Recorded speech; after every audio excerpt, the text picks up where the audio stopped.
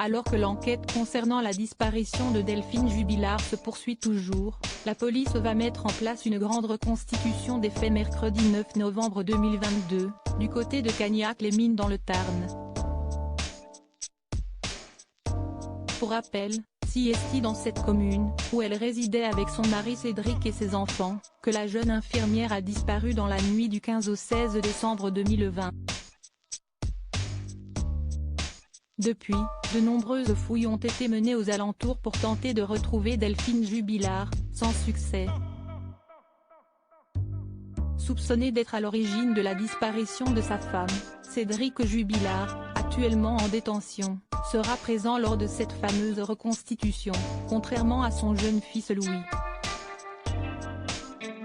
Alors qu'il est un témoin clé de la soirée durant laquelle sa mère a disparu, le jeune garçon ne sera pas présent à Cagnac-les-Mines mercredi 9 novembre 2022, comme l'a dévoilé le site Actu Toulouse lundi 17 octobre 2022.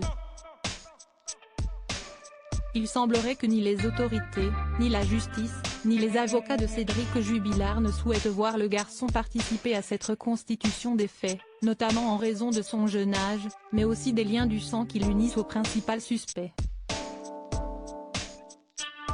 Au cours de l'enquête, Louis Jubilard fut interrogé sur la soirée qui a précédé la disparition de sa mère. Delphine Jubilard, elle regardait la télévision avec son fils Louis le soir de sa disparition. L'enfant avait révélé avoir regardé ce soir-là l'émission La France a un incroyable talent sur M6, en compagnie de Delphine Jubilard sur le canapé familial. Il a aussi indiqué que sa mère portait son pyjama chat et ses lunettes.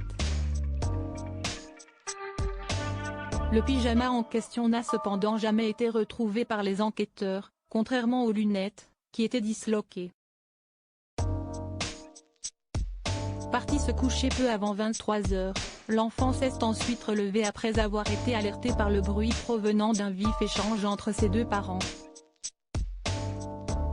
Louis Jubilard a enfin affirmé que la dernière fois qu'il avait vu sa mère en vie, il était assis derrière une porte entrouverte, menant du couloir des chambres au salon. Il est finalement retourné se coucher, par peur d'être réprimandé, avant de s'endormir.